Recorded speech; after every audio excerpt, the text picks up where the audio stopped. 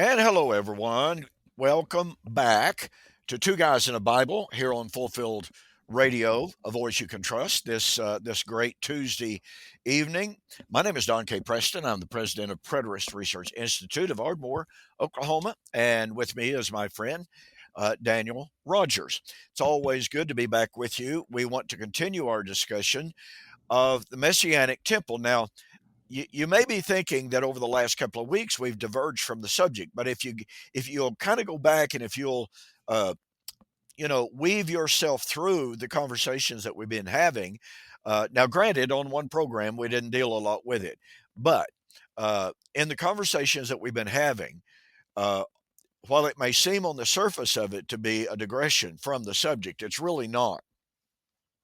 And I want to suggest to you that that's probably related to a lot of what we're going to say today. We hope to cover a good bit of ground today. That's why we're not going to spend a whole lot of time on, you know, pardon me, what's going on in our respective worlds insofar as our ministries is concerned. That's always fun. I tell you, I personally enjoy that. I enjoy talking about the people that have contacted me and the enthusiasm that they're feeling over covenant eschatology. I got two or three absolutely fantastic emails this morning, for instance. And so uh, it, I mean, that's always thrilling. And I know Daniel feels the same way when he's able to interact with different people and share the message of fulfillment with them and how that impacts our life in Christ today.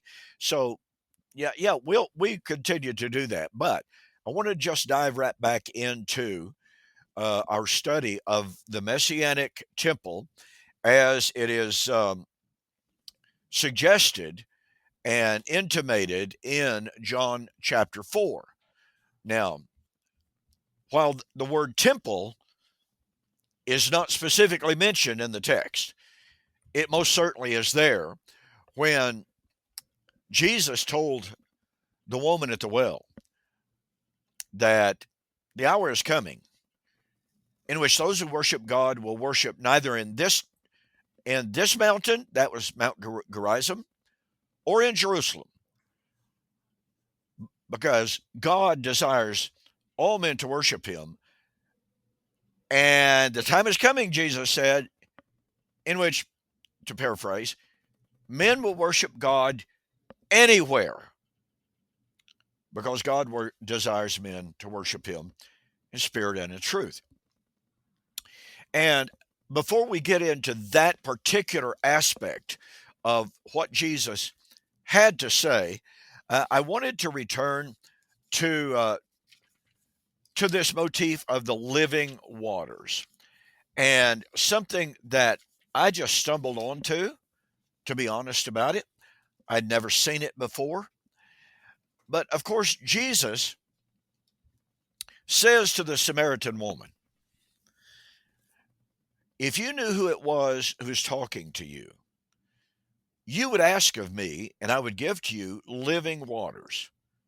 And whoever drinks of this water will never thirst again. And of course, her response to that was, Lord, give me some of that water so that I don't have to be constantly coming out here and drawing water. Believe you me, folks, that was not an easy task for a woman in the ancient days or in relatively modern days either, for that matter. And so it's very natural for that woman to say, you know, if you got water to give and I don't ever have to come out here, go through the time, go through the effort, go through the strenuous labor of drawing water from this deep well, then please, by all means, give it to me. In my younger years, and I kind of doubt that you ever did any of this, Mr. Young Daniel. Uh-oh, here we go. Uh, but when I was a young man, when we would go visit my grandma and grandpa on my dad's side, uh, my task when we got there was almost invariably to go out and draw water for their household. They didn't have running water in their house. And I would go out there, and I was just a really young guy. And it was a deep well. I mean, it was just pretty deep. The rope is 50, 60 feet long to let the water down or the bucket down, get the bucket full, draw it up. And that's a pretty good draw. I mean, that's a good long distance. And so we can relate to that a little bit of what a woman went through in the ancient times to draw water from a very deep well. So uh, you coughed a little bit there, Daniel. You going to tell me you drew water from a well when you were even younger? No, we didn't have a well like that. We had my grandmother had a pumping station, and Oh, you that's cheating. yeah, I know you had to do the hand pump and take the water out that way.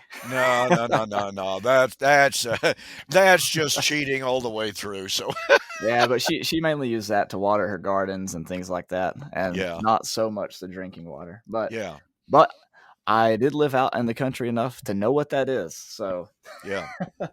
despite my age and good looks, I do know a little bit of what's going on there. Okay. Well, back to this concept of living waters, and again, this is something that I just stumbled onto with maybe the last 3 weeks, and it's Dallas Burdett and I talk about the thrill of learning. We talk quite often, and what a thrill it is to learn something more Hmm. and to see the interconnectedness of the scriptural narrative. And that's what happened with me when I discovered this. This motif of living waters is absolutely 100%. As we've already discussed, we're not going to discuss it a tremendous amount, but it's absolutely directly connected to the Messianic temple motif. But there's another side to this living water concept. And in an article that I have mentioned to you, Daniel, and I think I mentioned it on air a time or two, but it's an article written by a scholar by the name of Charles Vernoff. It was found in, let me grab it here off my desk, in the Tyndale New Testament lecture that was actually given in 1969. It was published in the Tyndale Bulletin, number 21, in 1970.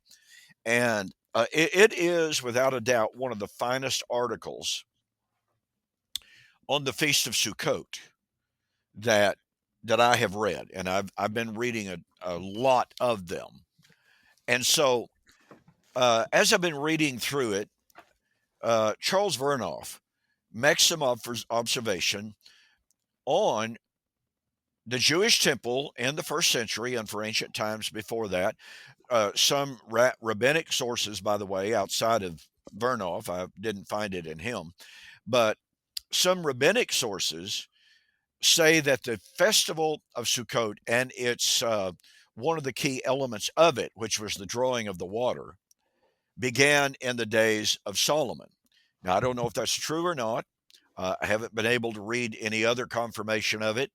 And sometimes you get conflicting stories concerning the drawing of the water. Some rabbinic sources said that they did the drawing of the water for 6 straight days of the 7-day feast of Sukkot, and on the seventh day they didn't do it. Other sources say they didn't even do the drawing of the water on the first 6 days, but they did it on the last day. So, it's difficult to know because, again, you're drawing from these rabbinic sources.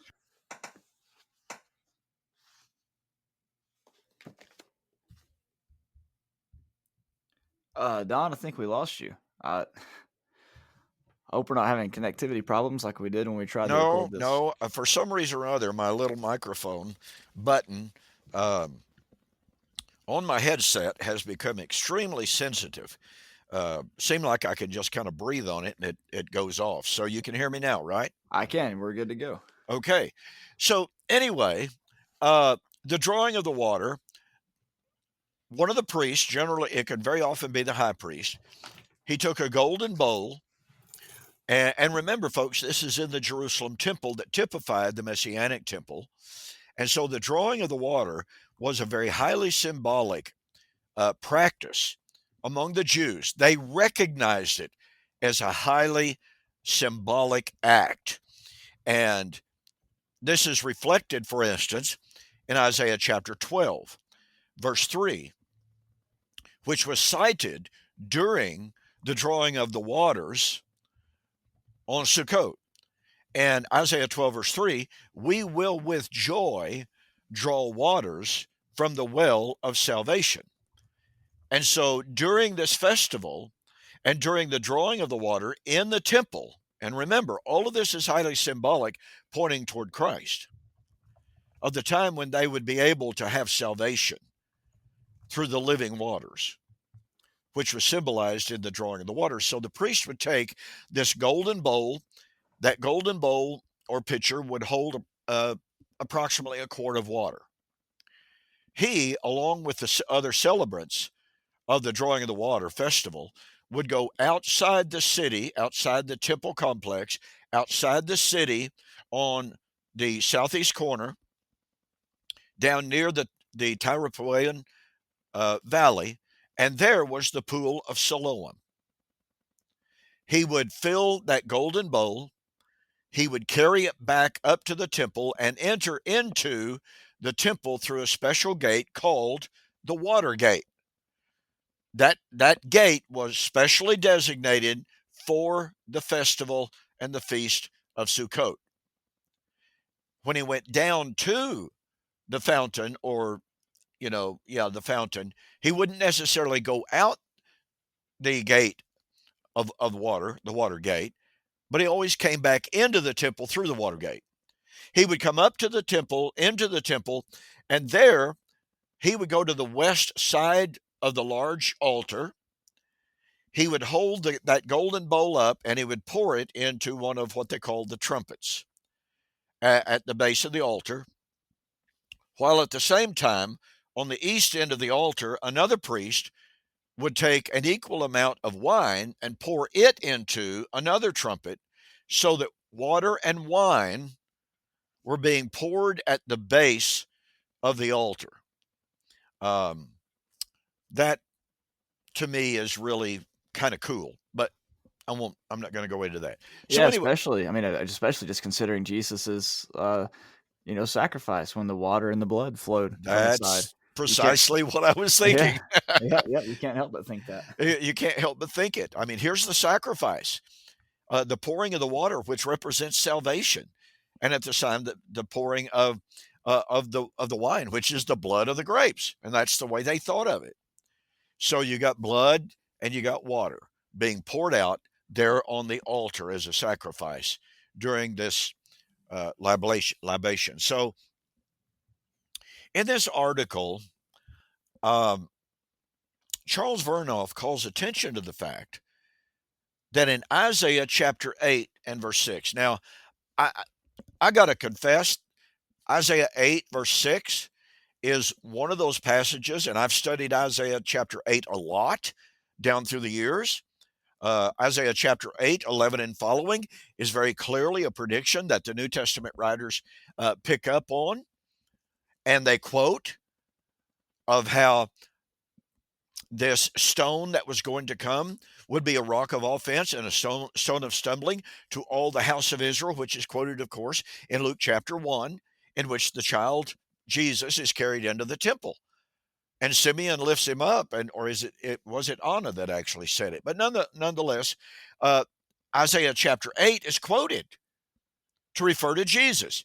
Well, in Isaiah chapter 8 and verse 6, the Lord said through the prophet, because this people has refused the waters of Siloam that flow gently, the Lord is bringing up against them the waters of the river, mighty and many, the king of Assyria, and all of his glory. And he shall pass through Judah. He will overflow and pass through because of it. Look, here in highly metaphoric, symbolic language, the Lord spoke of Israel in Isaiah's day, because that's clearly what he's talking about. And he says, because Israel refused the waters of Siloam that flow gently. Now, the Siloam pool and the Siloam spring was not a rushing, roaring spring. And it actually only flowed, as a general rule, twice a day. It didn't just flow constantly all day long. It would flow for a good little while. It would stop. Later in the day, it would flow all over again. And so it was what we would definitely call a sporadic spring. It was trustworthy. They always knew morning, evening, here it comes. So it was not a question of whether or not it was going to flow. But again, the imagery here in Isaiah chapter 8 is it was a gentle flowing stream. And it is being likened to Israel's choice between Yahweh and obedience, and thus the gentle flowing waters of Siloam. Or if they would reject Yahweh, then a flood would come upon them, a flood of destruction by means of the Assyrians. Well, we find that flood of destruction described for us in Isaiah chapter 10, 5 and following, in which we are told that the Assyrian had in his mind to trample down, to trod down into the mud all nations of the earth. He didn't think that Yahweh was in charge. He thought it was his gods in charge. And the Lord said, no, he didn't realize he's the rod of my anger and the staff in my hand. He's my instrument. So again, back to Isaiah chapter 8, we have a contrast between the gentle flowing waters of Siloam, symbolizing obedience to the Lord that would result in peace, right? Well, guess what? As Vernoff points out, concerning the Feast of Sukkot and the drawing of the waters, I want to read to you from page 58. The general merriment of that feast made it all the more essential to include a safeguard. Some of the rabbis said, okay, everyone needs to rejoice. They need to be happy. They need to enjoy the time. But guess what, folks? Don't turn it into simply a party time. We've got to remember what it's all about. It has a spiritual focus. It is to rejoice in the Lord and to rejoice in his blessings for us. So the general merriment made it all the more essential to include a safeguard. The magnitude of the sacrifices, the uproarious crowds waving their hosannas, the torch dances in the illuminated temple courts, all these contrast sharply with the very simple performance of carrying to the altar just 2 pints of water. As Passover celebrated the ancient deliverance from Egypt, so tabernacles would now be associated more closely with the equally memorable, and more recent deliverance from Assyria. The one thing that some of the rabbis were emphasizing amidst all of the joy of Sukkot and the drawing of the water, but the one thing that must never again be refused by the people was the waters of Siloam that flow gently. Those scanty waters issuing from the rock above which the temple stood were an appropriate symbol of the Lord and the defense, little regarded but unfailing, which he ensured for his people so long as they trusted him. But if the people failed to acknowledge the Lord, there was the danger of another mighty river, another mighty power overwhelming them. That the Jews did forget the significance of the warning in the years before AD 70 is clear. Wow. And in due course, the devastating power of Babylon fell upon them a second time. Only on this occasion, Babylon was Rome, unquote. And I could not help but think as I read that, and I'm currently writing a book entitled The Last Day, the Last Hour, the Last Trumpet Resurrection. And one entire chapter is being devoted to the symbolic meaning and what the Jews linked with Sukkot, because Sukkot was the climactic festival in Israel's feast days. But of course, it was followed by Shemini Atzeret. But those last three feast days of Israel, Rosh Hashanah, Yom Kippur, and of course, Sukkot, they all, as a collective group, symbolized judgment, coming of the Lord and kingdom, and resurrection. You really cannot draw a hard line of distinction between Rosh Hashanah, which was the Feast of Trumpets announcing um, judgment, and Sukkot, which was the Feast of Harvest announced by trumpets, and it was the time of salvation. You just simply can't draw a sharp line of distinction between those feasts because there was such an interconnectedness in themes and in thought. So notice again how Jesus in John chapter 7, standing in the temple on the last great day of the feast, and keep in mind that some rabbis said they didn't have the drawing of the water on the previous 6 days, but only on the last days. Others differ with that, as I've noted.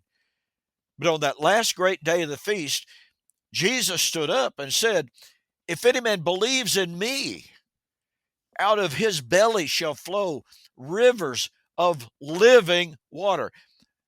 He's reminding them that this drawing of the water, while it was a joyous occasion, and it was within itself, as I write in this book that I'm writing, it was actually a prayer. The pouring of the water was actually a prayer for deliverance from judgment. If we want to look at it like this, because the Lord offered them the gentle waters of Siloam in Isaiah, and they refused it, and judgment came. And so the Jews down through the centuries practiced the drawing of the water from Siloam. And here's what's critical about this. Here's part of this element of this. During the pouring of the water, as the celebrants walked around the altar, they chanted, "Save, Lord, save us now." They wanted salvation. And what's so ironic about that, it is that here Jesus, who would have been there as a celebrant, certainly as an observer, the Lord of that feast in reality, interjected himself and said, "Okay, you're offering the waters of Siloam. You're chanting, 'Lord, save us.' Okay, here I am." And the irony, the bitter irony of it is, they rejected him. They rejected the gentle waters of Siloam. And just this morning, as I was researching and writing, couldn't help but think of Luke 19:41 and 42. As Jesus approached the city of Jerusalem and he saw it and he wept over it. And he said, "O Jerusalem, Jerusalem, if you had known even now those things that make for your peace." When did he say that? Oh, just before he went there to observe the feast, if my chronology is right. So all of this ties in such a beautiful way. Jesus was saying, you're praying for salvation through the pouring out of literal water in this temple. He had already taught them. That temple was going to be destroyed. And his temple was going to be erected, and he would be the living, gentle waters of Siloam, giving them the salvation that they prayed for every time they walked around that altar during the drawing of the waters. We will with joy draw waters from the well of salvation. And there's the man standing right over there to give them that salvation. And yet they rejected it and brought judgment on themselves. I just thought, Daniel, when I was studying this, I just thought it was some of the most exciting stuff I'd seen lately. It really is. That's really good stuff, especially the reference to Isaiah 8 and drawing in the cultural and historical context to all that.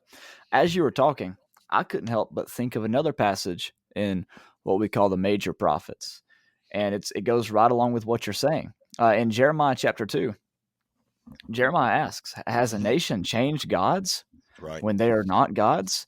But my people have changed their glory for that which does not profit." And he even says, of course, in verse 12, "Be appalled, O heavens, at this, and shudder, be very desolate, declares the Lord. For my people have committed two evils. They have forsaken me, the fountain of living waters, to Hmm. hew for themselves cisterns, broken cisterns that can have no water." God, Jesus is the fountain of living waters. Yeah, And absolutely. that's what he's saying. And that's exactly what happened. They had rejected God for these for this which could not hold any water. And I couldn't help but also make the comparison. And this is something that I've really thought for a while. When we think of the living waters, there's this rule in hermeneutics to where you try to go back to the first mention.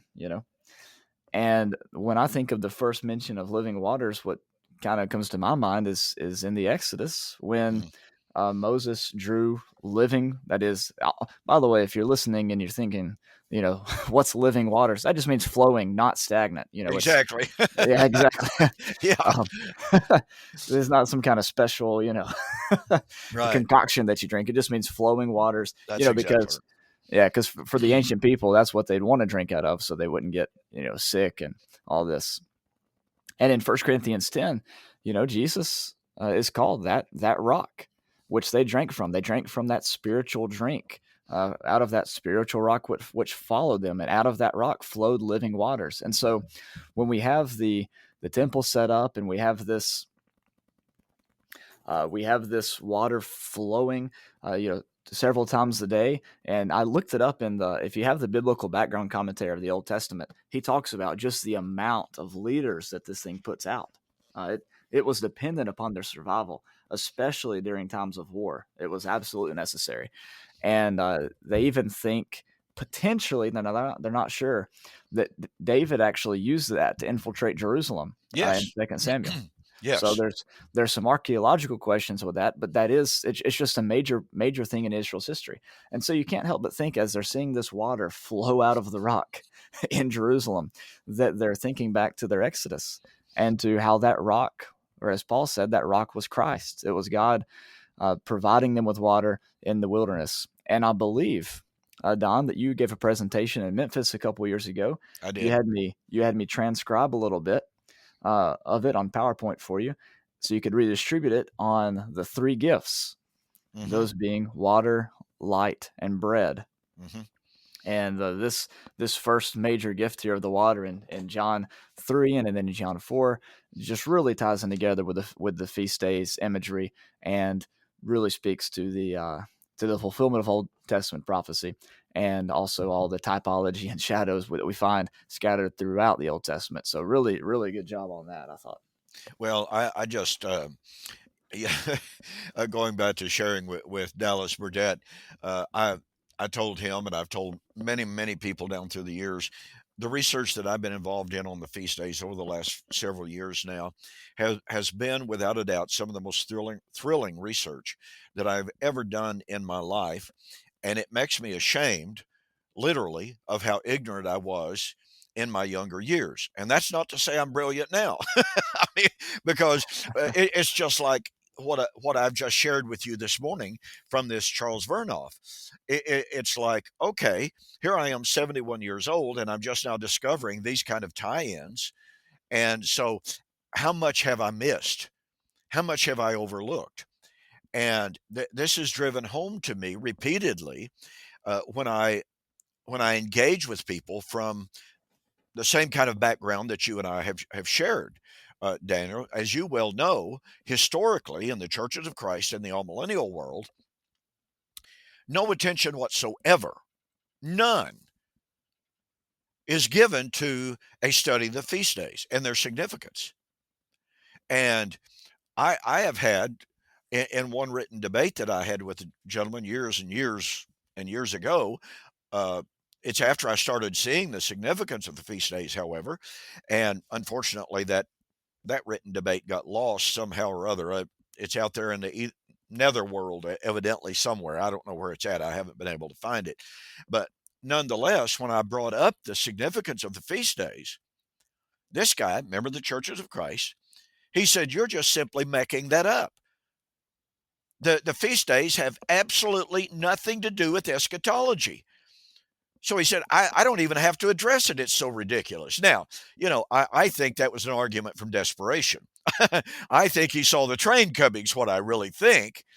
But I can also well believe that that man, as a member of the Churches of Christ, I'm not going to impugn his integrity, but nonetheless, as a member of the Church of Christ and as a quote good faithful minister in good standing, it absolutely would not surprise me whatsoever that he literally had never heard a single sermon, never read a single comment, because after all, he probably only read Church of Christ commentaries, but had never given a thought to the significance of the feast days of Israel. And I can build on that by sharing an anecdote about the fact years ago, William and I used to go to the Abilene Christian University lectures, and we'd set up a booth and we'd share covenant eschatology with anybody that would come by and give us a few moments of their time. And this was really quite funny. At the time, we noticed that just down the aisle from us, there was a fellow there, rather tall, lanky guy, kind of a gray-haired fella. We would look up and he would be standing in the middle of the aisle staring down at us. It was clear that he was staring at us. And we'd kind of look at ourselves like, well, are we undressed or, what's going on here? And 2 or 3 different times I would walk by his booth to go get myself a cup of coffee or a drink of water or whatever. And he would turn away from me, literally turn away from me. Well, one time I went to get a cup of coffee, and on the way back, I'm walking really slow, and directly he just steps right out in front of me. And there was virtually no one else in the aisle at the time. I suspect that's why he decided to do it at that particular point. But nonetheless, he said, okay, I got to talk to you. He said, I'm hearing from everybody about how crazy you are, and your buddy, and you're just off the wall. And he said, but I want to know what it is you're teaching. Why does everybody think you're off the wall? Well, I began to give a little bit of a very, very brief discourse, and I included a little bit, not a bunch, but I included a little bit about the feast days and their significance. And he wouldn't let me go. He just kept saying, go on, go on, go on. After about 45 minutes of sharing with him, he finally said, okay, just stop. And I thought, oh boy, here we go. Yeah, I'm going to get blasted now. And he goes, I want to tell you something. What you have just said makes more sense than anything that I have heard in my entire life. And he said, let me tell you a little story. He said, 2 weeks ago, I retired from preaching after 50 years. And he said, do you know what I did for 50 years when I would come to the passages on the coming of the Lord, judgment, and resurrection? I said, well, no, sir, I don't. He said, I ignored them. Or I would just simply tell the congregation, look, guys, I don't know. I don't have any idea what it's saying. So I'm going to go on. I said, boy, you were sure passing over an awful lot of verses, weren't you? He said, it got embarrassing at times. And here was a guy that had heard just a snippet, Daniel, about the feast days, but he instantly saw the meaning. And he said, I've never heard anything make so much sense. And yet today, it's still not uncommon at all to try to deal with people from that kind of a background who have never given a solitary thought to the significance of the feast days, because their presuppositional thinking that God was through with Israel at the cross, God was through with the law at the cross. We don't have anything to do with it. It has nothing to do with us today. Oh, has some great stories in it. I mean, after all, the story of David and Goliath is marvelous. That's wonderful. But it has nothing to do with eschatology. Oh, yeah, right. Okay, sure. So, anyway, when we start seeing these connections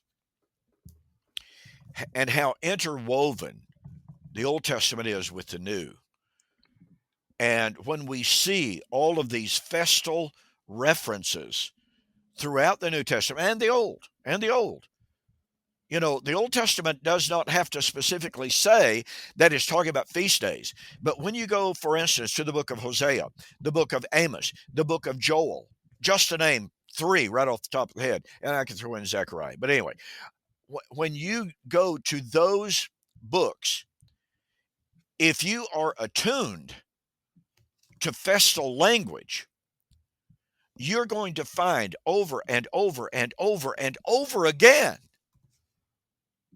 of how references to the feast days were tied in directly to prophecies of the day of the Lord. And there's a direct reason for that.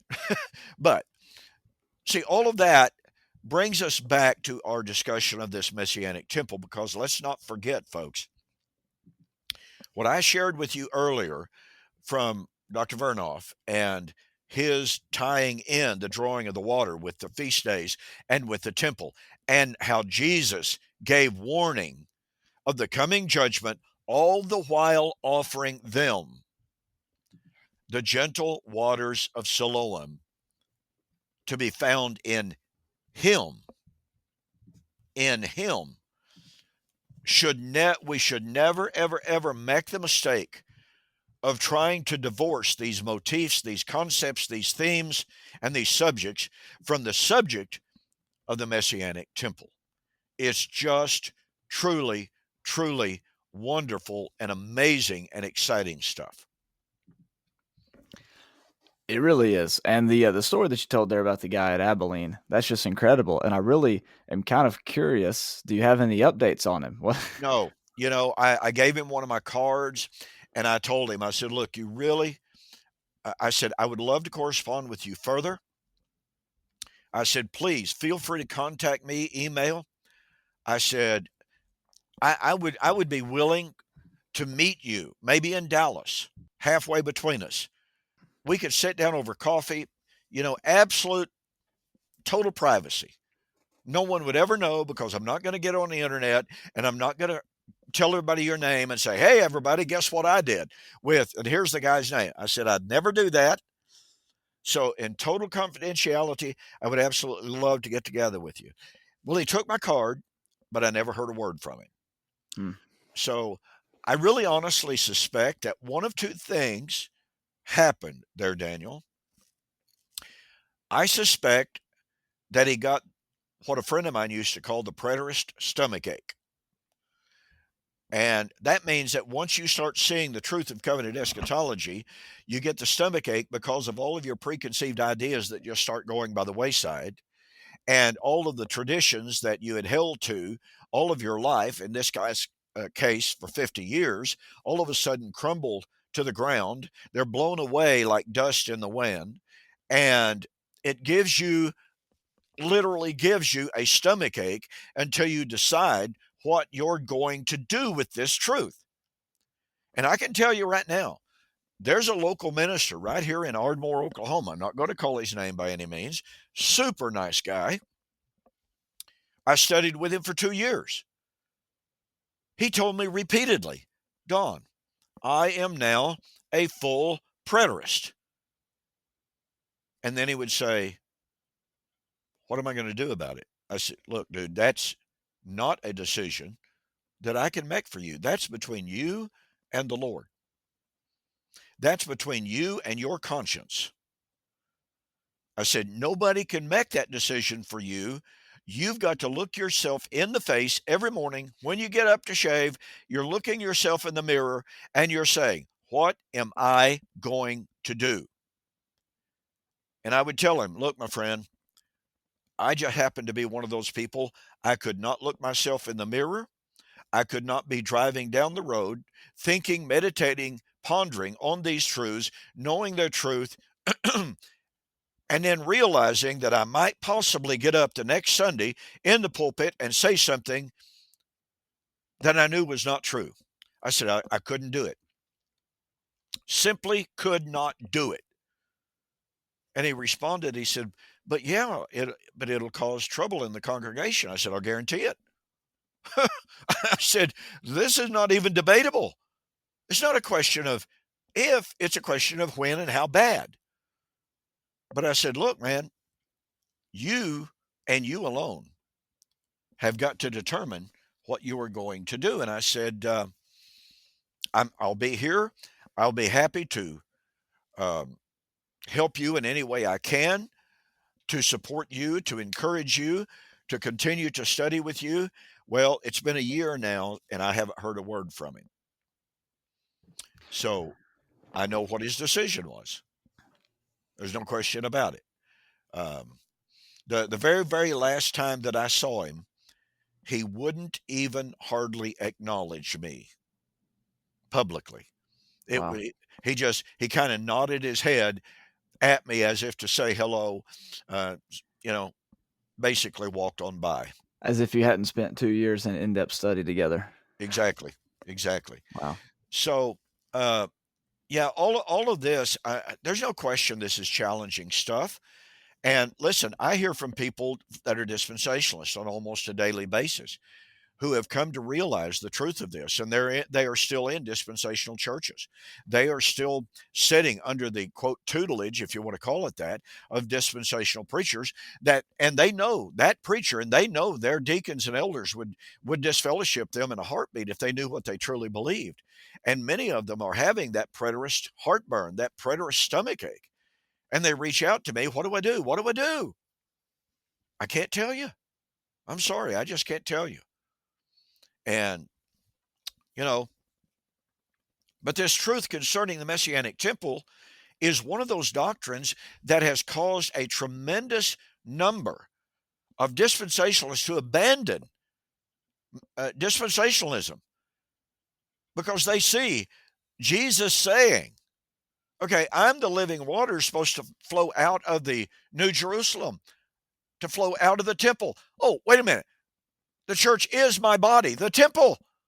Oh, well, that's not very literal, physical. That's not very much granite and marble and cedar and gold and silver, but it's far more precious than that. And so they have begun to see the teaching, even what the Old Testament predicted in many, many places. And I've said this on many occasions, Daniel. If we are attuned to it, and that's the key, but if we are attuned to it, the Old Testament makes some comments in its predictions of the coming of Messiah, his kingdom, and his temple, that when those comments were made in the Tanakh, they were radical. I'm talking earth moving, earth shattering kind of comments. And I'm going to use that to segue to what Jesus said in John chapter 4 about the day coming in which men would neither in this mountain or that is Gerizim, or in Jerusalem would men worship, but rather men would worship God in spirit and in truth. So Daniel, I know that you had some things that you wanted to offer on that, so I'll just be quiet for a little bit and let you talk. All right. I know that you mentioned a passage that's earth shattering, and there's one passage like that in particular from the book of Isaiah that some people believe is quite literally earth shattering. Yeah. But Isaiah 66, of course, where uh, Isaiah says, "Thus says the Lord: Heaven is my throne, and the earth is my footstool. Where then is a house you can build for me, and where is a place that I may rest? For my hand made all these things. Thus all these things came into being, declares the Lord. But to this one I will look, to him who is humble and contrite of spirit, and who trembles at my word." And of course, in the book of Acts, chapter 6, Stephen is talking, and they begin accusing him of a couple of things. And we often talk about Stephen's speech, but we don't really talk too much about what led up to Stephen's speech.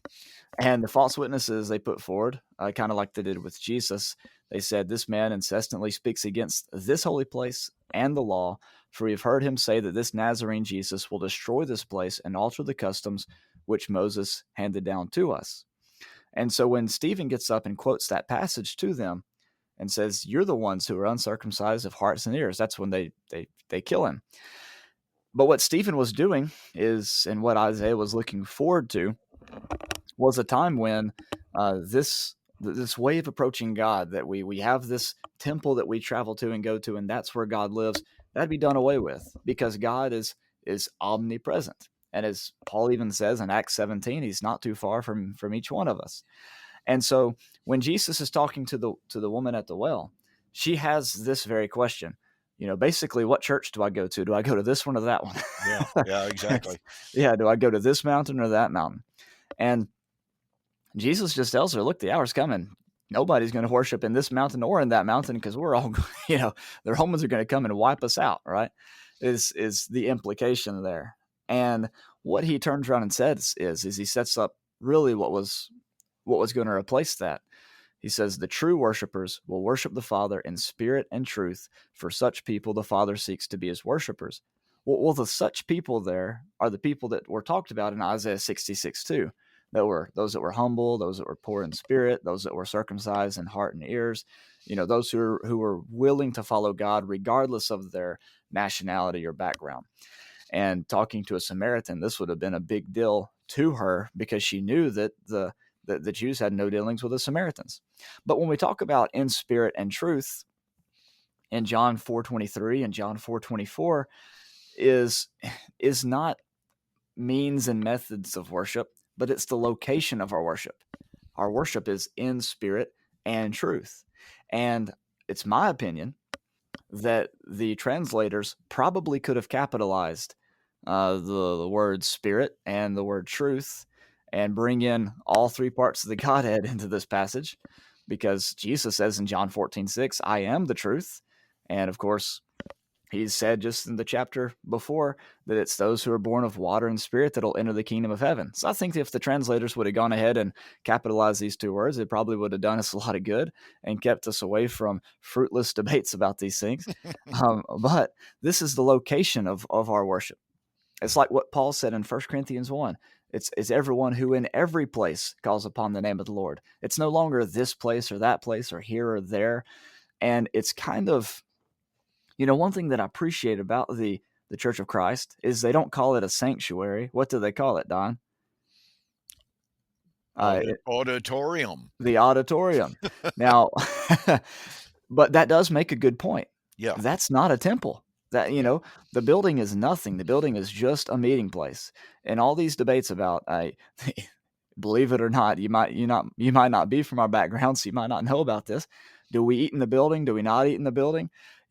All this kind of stuff. It just dissolves when you realize that that's just a building.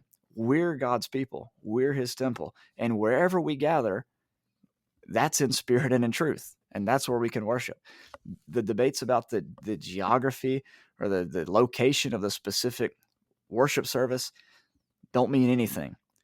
Everything changes under the new covenant. And try as we may to hold on to those things, we're never going to be able to to really bring people in and share the gospel with others until we really embrace this message that Jesus is teaching here and stop bickering about the same things that the Samaritan woman was bickering about 2,000 years ago. Yeah, Well, it's absolutely staggering to me now, and of course, this is a retrospective look, and it obviously retrospective looks are far better focused and tuned than the time in which the debates take place. But you mentioned some things, and again, a lot of our audience may be completely and totally unaware of the fact that in the churches of Christ, several divisions have taken place over such things as the following. Should we have a water fountain in the church building? Some took the position it was anti scriptural, unscriptural. Some, and I'm aware of this group because there was one of those groups in Harrison, Arkansas, while I was attending school there. But one group said you cannot baptize in the church building. you had to Period. have living water. Exactly. You had to take them out to the river. You had to take them out somewhere where water was literally flowing. And as Daniel pointed out so well earlier in, in the program this evening, the definition of living water to the Jew was it meant it was moving. And by the way, when you read some of the Pharisaic breakdowns and descriptions of living water, how fast it had to be moving, and it had to be this much and that much, you want to talk about legalism, boy, Yeah. that was it. But anyway, in the churches of Christ, I mean, you absolutely now this is some of those divisions that took place years and years and years ago. I Some of those divisions have almost died out. They've disappeared because I think, to a great extent, I think a lot of people began to realize that it truly was legalistic. It was splitting hairs exactly and precisely like the Pharisees did and that Jesus condemned. So I'm thankful to say that in an awful lot of places, these divisions have died out. But again, part of the division was you absolutely cannot eat in the church building, and on and on and on and on. Uh, you can't have classrooms in a church building. And I don't know, at one time there were 38 or 40 different divisions within the churches of Christ over this, over that, and many, many, many of them focused on the church building. And I know of one congregation. Now, this happened supposedly back during the 50s, in which a lot of these debates about what's authorized and what's not authorized was taking place. Supposedly a true story. The man who told it to me said that he was there. He didn't participate in the controversy, but he was there. He knew all about it. A congregation decided that they needed to put some new carpet in their building.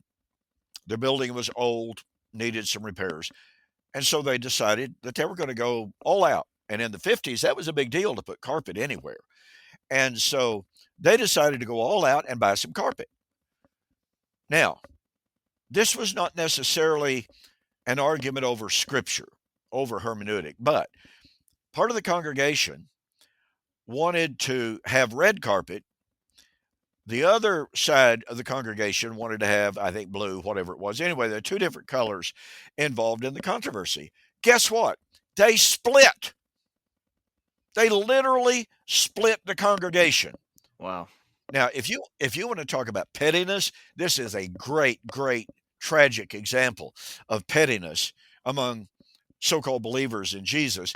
And one very astute individual on a Saturday evening before Sunday morning service got in the building, and on the chalkboard, used to be way back when you had chalkboards behind the pulpit for the preacher to write on.